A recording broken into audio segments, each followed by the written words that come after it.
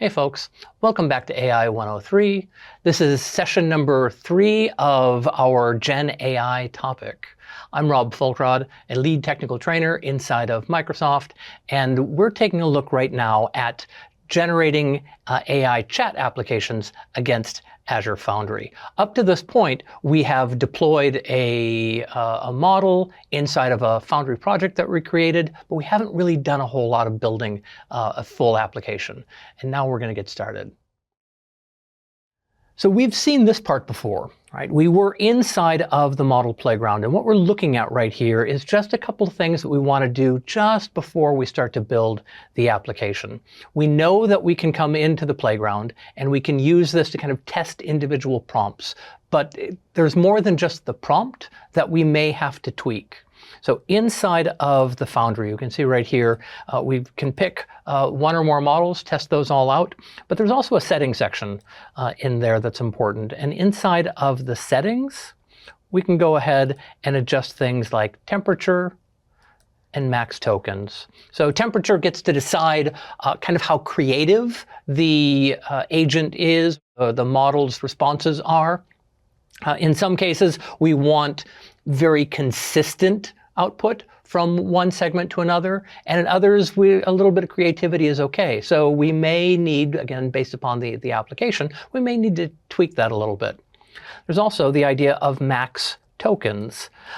In your applications, you may have kind of an estimated size of what those outputs are supposed to look like, and there's really not a good reason to have your max tokens setting far beyond that. So in here, you're giving your prompts, you're looking at the responses just to kind of judge and then kind of dial that back a little bit to make sure that you're not overdoing it.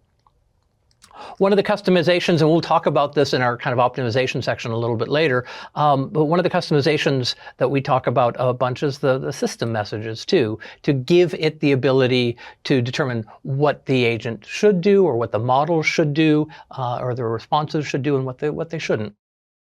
So, and it also gives us the ability to kind of check with different models again. We saw that a little bit earlier. But what's also interesting in here is that we do have a mechanism to get just a couple code samples to get you up and running really quickly, kind of wherever you are. We need to take a look at, before you leave Foundry, is picking the endpoint that you're going to be programming against. So when you're looking at models inside of Foundry, we typically have 2 different endpoints. There's going to be the Azure OpenAI endpoint, and this one is typically done when we're building an application that is using the large language model, the underlying model, a little bit more directly. Right? In that case, you're going to specify your project resource name and then openai.azure.com, and typically then OpenAI v1 as the rest of the URL. Now, in those cases, the SDK that you're typically going to bring in is the OpenAI SDK. And earlier we talked a little bit about authentication. We briefly talked about this difference between using the API keys and using something like an identity or Entra ID. And we're trying to move away from keys as much as possible just because of the inherent security risks of having keys lying around. But both of those are available to you when you're using OpenAI. We'll talk a little bit more in the future about the different APIs when it comes to chat responses versus chat completions, but both of them are available with the OpenAI version. In this set of topics, right, in the Gen AI side, we're probably not going to be using the Foundry endpoints very much up until the very end.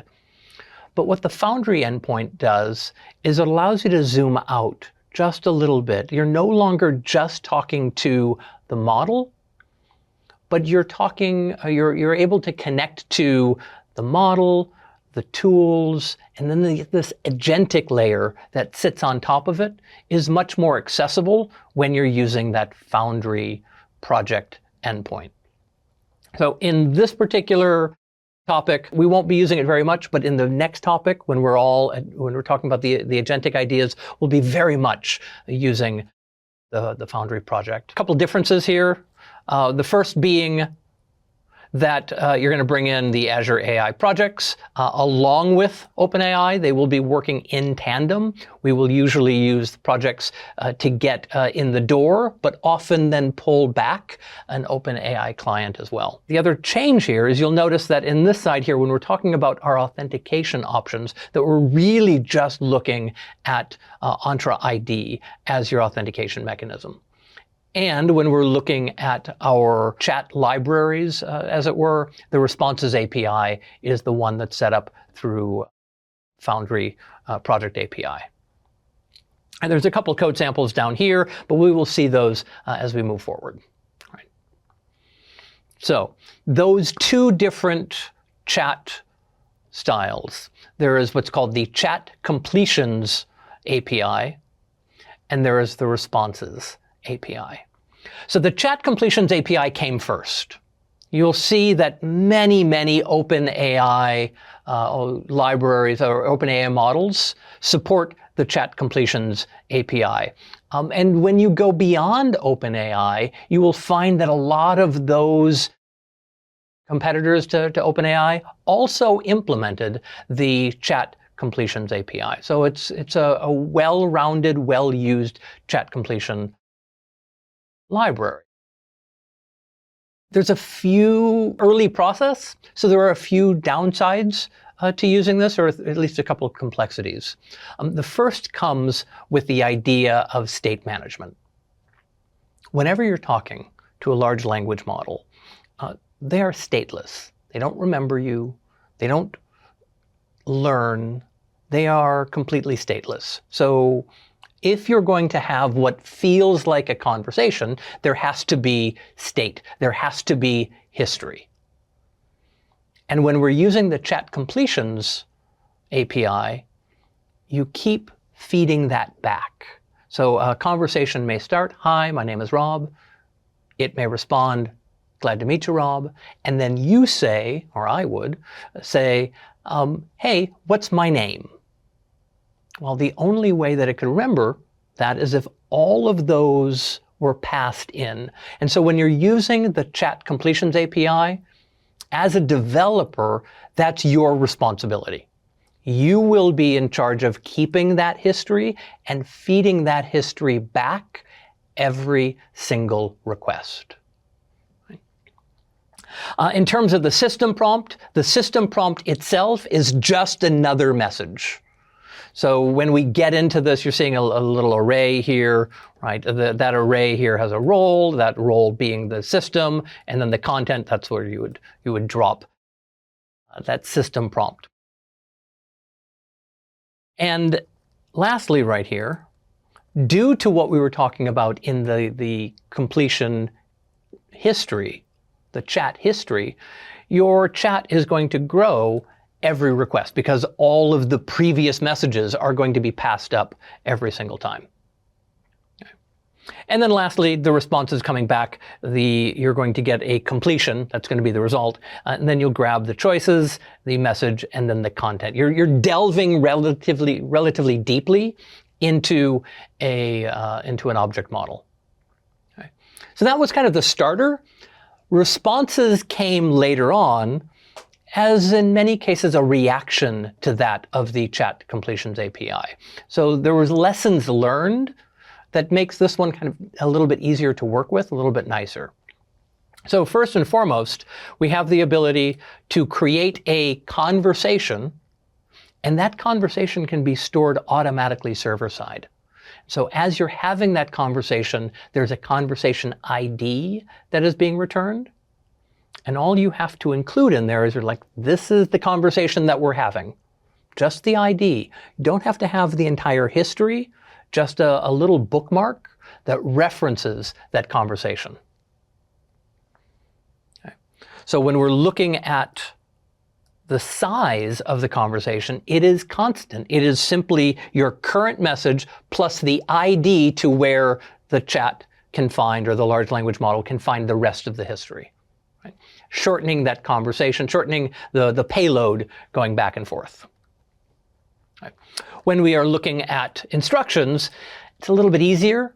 Instead of having to build this little array, this JSON object, So when it comes to instructions, it's a little bit easier when we just have to pass a parameter. Instructions equals, as opposed to the mechanism in which you're building a message where this is the role and system and here's the content. It's just, here's the instructions.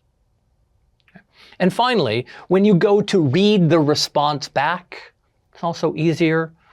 You're going to get a response, and in that response, it's the output text, right? A very straightforward mechanism for reading that back.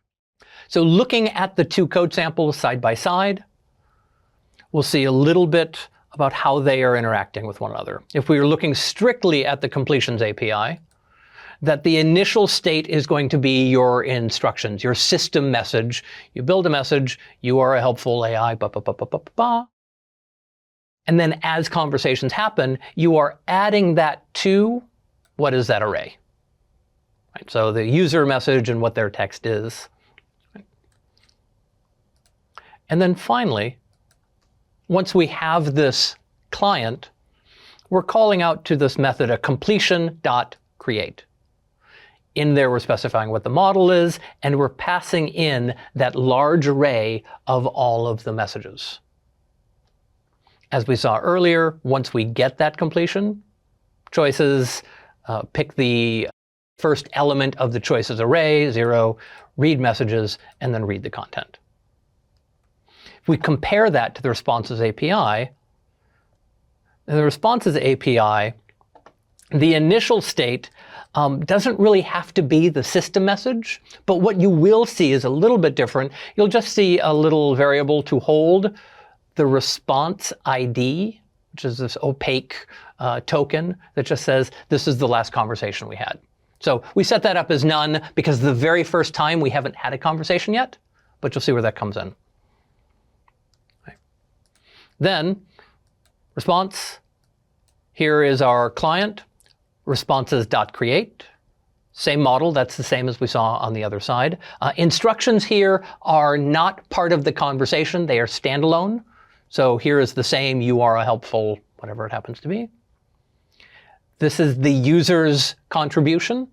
The user has said, so we're going to pass in the input text.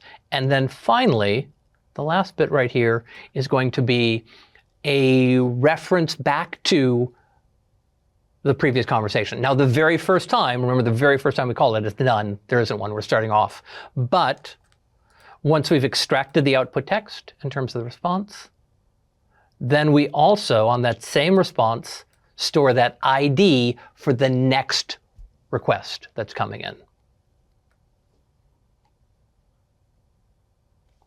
So if we were to look at this as a whole, we can see, and I'll pause right here, let you take a look at this. I'm not going to repeat the whole thing back at you, but you can see now within context, we have our system message.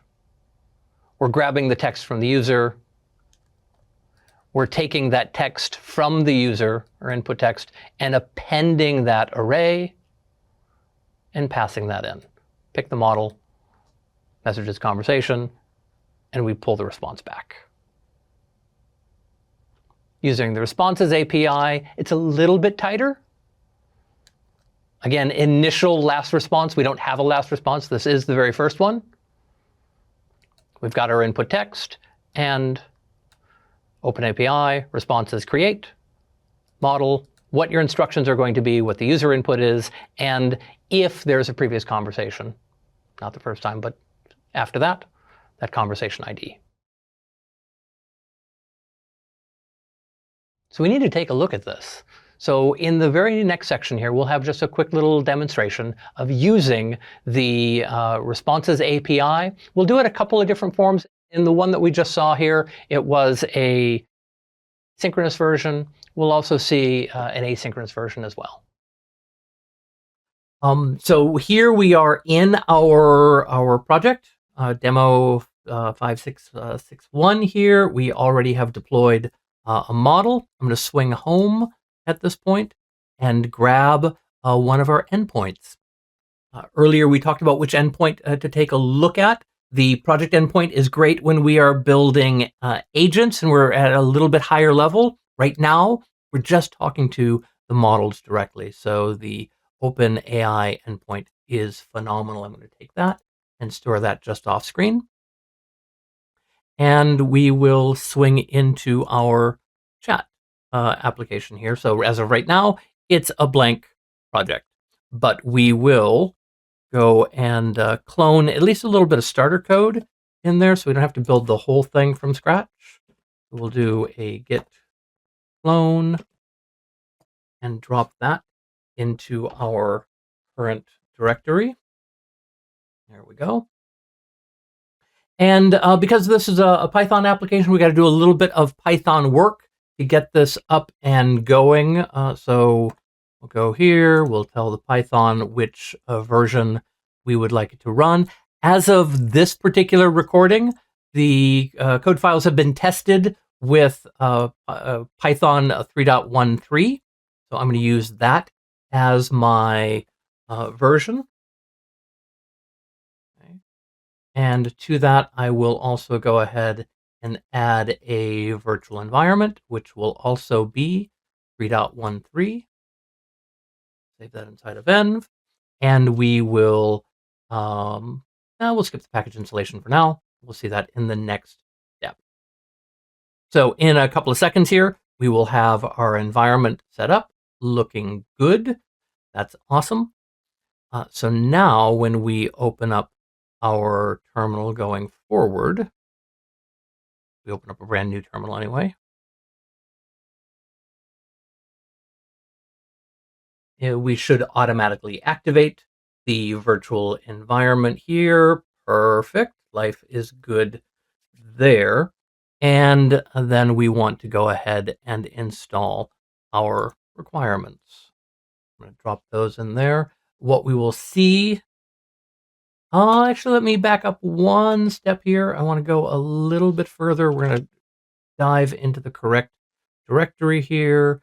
That's going to be inside of our lab files, specifically inside of the Foundry chat and inside of Python. Let's make sure I'm in the right spot. One directory further, chat app. That looks good. Now we've got a requirements file. Perfect.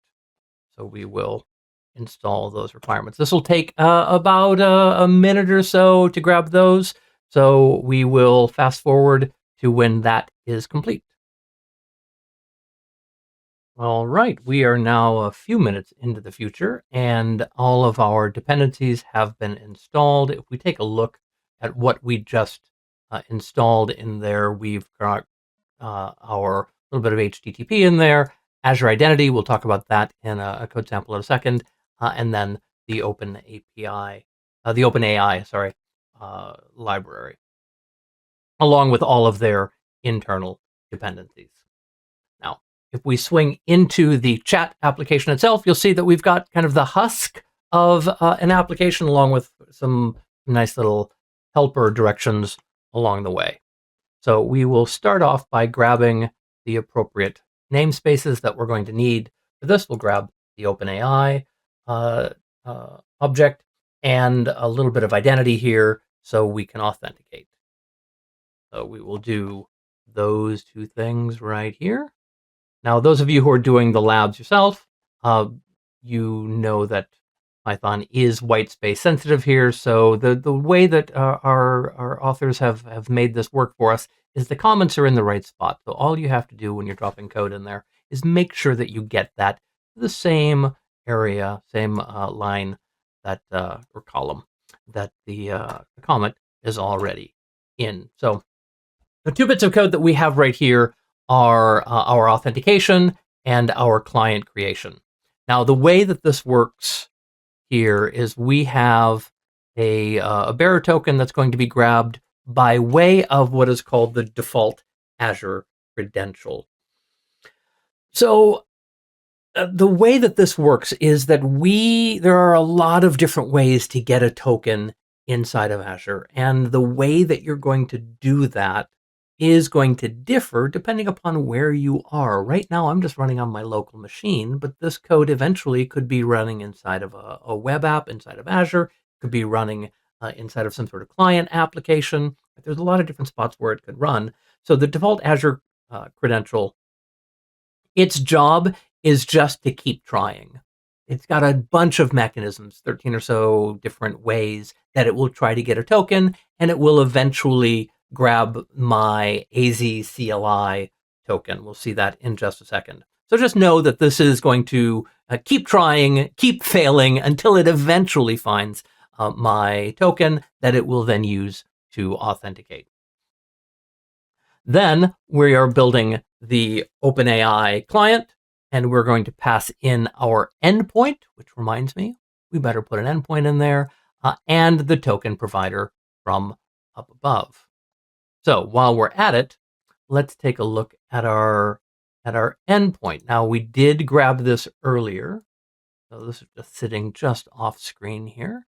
Drop that in for you all. Right, that is the OpenAI endpoint, and our model deployment was the GPT 4.1. So we're going to make sure that we save that. Many good demos have been ruined by not saving files. And now we're in pretty good shape. So we're grabbing those, the OpenAI endpoint. We'll grab the model in just a second, or we'll need the model in just a second. Okay. So then let's go do something with it. So we've got a little game loop going on right here that's just going to keep asking questions, going to keep prompting us until we either quit, or if we don't say anything, we'll just keep repeating ourselves right there. But once we get past that hurdle, it's time to get the response. So I'm going to drop that in right here, and again, get that tabbed into the right spot. So using the client that we created up above, we will then go chat, and we'll use the completions API. In this case, we'll just create. And in this, you're passing in the name of the model. That's our GPT 4.1. And you pass in this kind of messages object.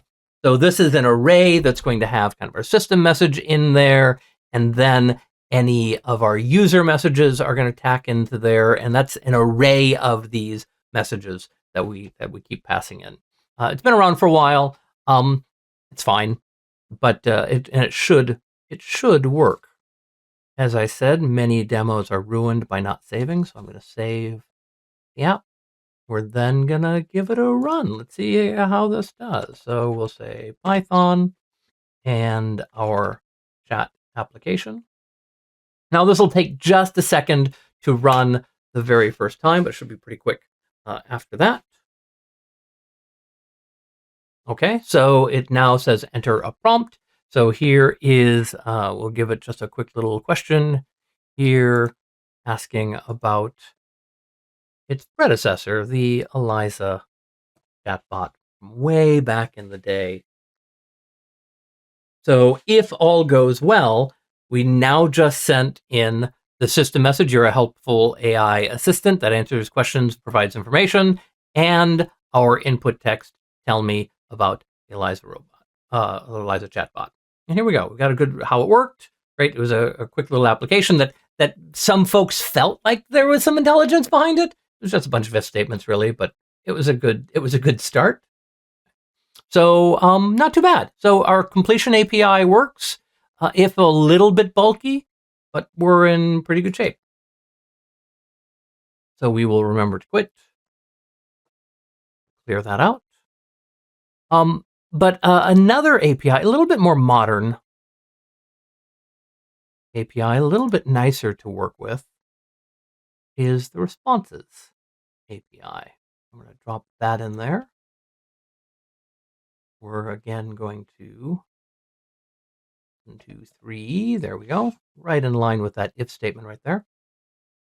And you'll see a little bit nicer, right? So it's still same client. We're using the responses API and create.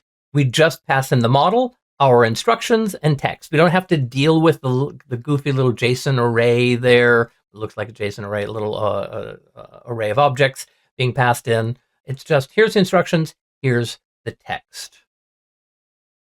So save, give it another shot, run it again.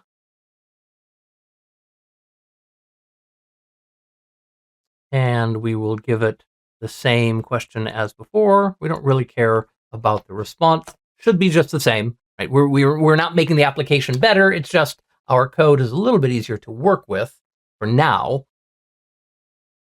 We're going to see there are still some flaws in here. There we go. And so we get all of this information about ELIZA, and we'll say, well, how does that compare to modern LLMs? And it will come back with, I don't know what you're talking about. Could you clarify what it means? Because right now, these are two independent, non-linked conversations. So there's no concept of really a chat going on at this point. So we can do better. Close that. Actually, let's make sure to quit before I go too far. It doesn't really matter, but just be neat and tidy about this. And we're going to do a couple of things. So the way that chat works here is that we can keep track of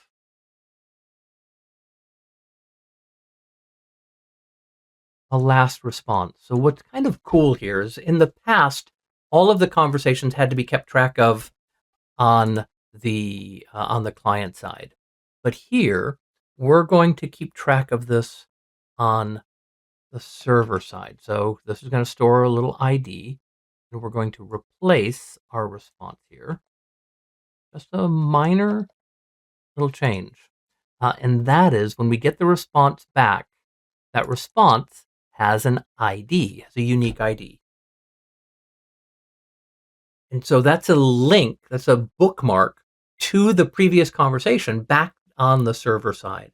So I don't have to keep tacking on the entire conversation. We'll have that threaded information back there on the server. So you'll see here, we will just keep linking that back to whatever the last response is. Initially, the last response will be nothing, so we'll start the conversation, but then we will keep that conversation going as we go by linking those.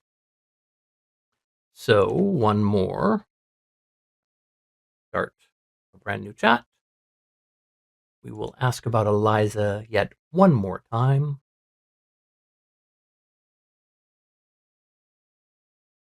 Go.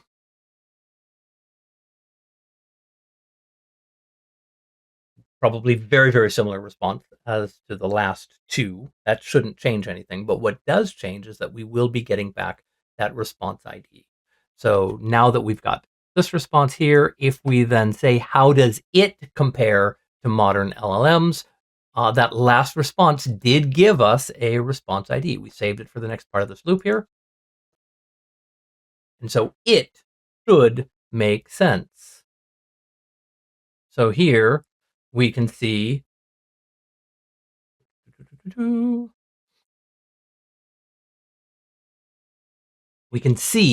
that many successful demos are ruined by not saving the file. I just wanted to demo. I know y'all are going to do it at one point in time, so I had to do it at one time. There we go. Let's save the file. I'm going to leave that in too. You all get to see it. Quit. And we will run one more time.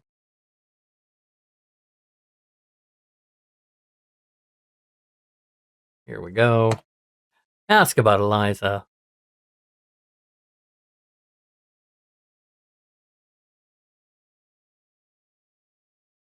And then finally, we should be able to link those together pretty easily. Here we are. How does it compare? It being ambiguous, but it should know what we are talking about.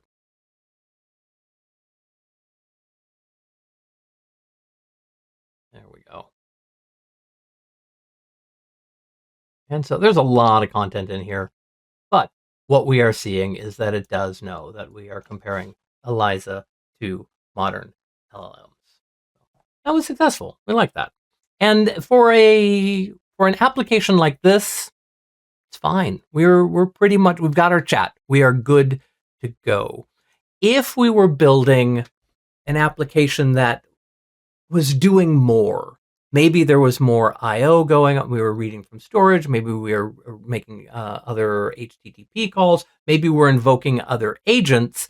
Then when we make this responses create. That's a blocking call. It's going to stop us from moving forward. So there is another API beneath the covers, which is the asynchronous API. So really the same idea. We're just going to bring in our async. So async IO is being brought in, and we are importing the async OpenAI client as opposed to the OpenAI client. Then when we go to create our client, this is very much what you have seen before, except we're using async OpenAI call in there to get the async client. Everything else is the same. Everything else very much the same as what we saw before. We have our last response, so we'll keep the conversation going. So that's already in place. And then we will grab the async response. Drop that in. 1, 2, 3 tabs. There we go. And we've got our async client at this point in time. Everything else is very much the same, with the exception of the await keyword. In your platform, this will differ. I'm a .NET guy as well, and it's the same keyword, but the await allows this to be a non-blocking call. So if there are other background or resources going on or calls, those can carry on. And when this is done, it'll come back to us. But other than that, we should see very much the same type of response if he remembers to save. There we go. We're saving. We are quitting. We are going to run the async version of this.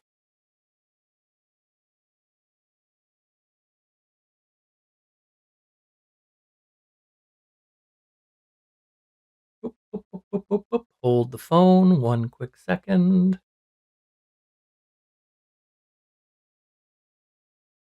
Left out one little line there. We got to close the whole thing down. Let's make sure we are doing our job here.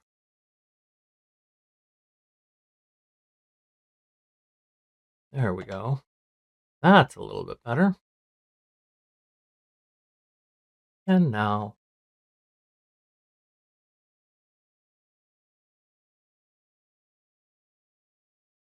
change it up a little bit. Ask about the Turing test instead, and we should get our response back.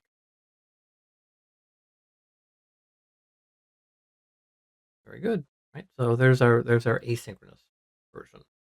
Right. So I hope that was helpful, and I'll see you all back in the slide decks in just a second. Let's see if any of that stuck. So in the knowledge check here, which endpoint offers the broadest support for OpenAI's APIs with Foundry models?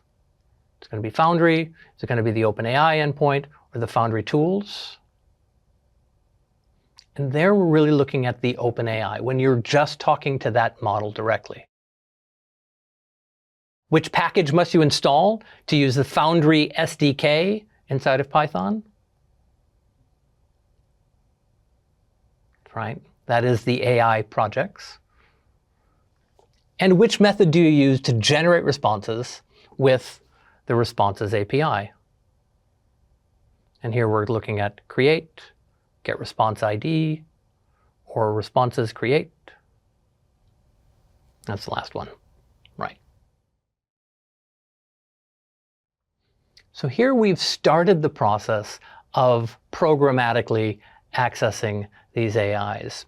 We started off just by making sure that we were comfortable with the model choice and the various parameters that were necessary to talk to that model in the playground. Then we were making the decision, which endpoint, Foundry or OpenAI endpoint. And then yet another decision, which of the chat APIs are we going to use, the chat completion or the responses? By default, Large language models don't remember a conversation. They don't learn from a conversation. So we have to make sure that we have a mechanism to track that conversation from one call to the next. We saw 2 different strategies there, depending upon whether we're using chat completions or responses. And then we've got it up and running. All right, folks. I hope you found value in our initial programming conversations with Foundry models. There's a lot more ahead of us, and still a lot of detail behind us that'll keep you busy for quite some time. I encourage you to continue exploring new capabilities so you can stay relevant in our world. There are many ways for you to continue your learning journey, and I would hope that you would be researching on Microsoft Learn at aka.ms/learn.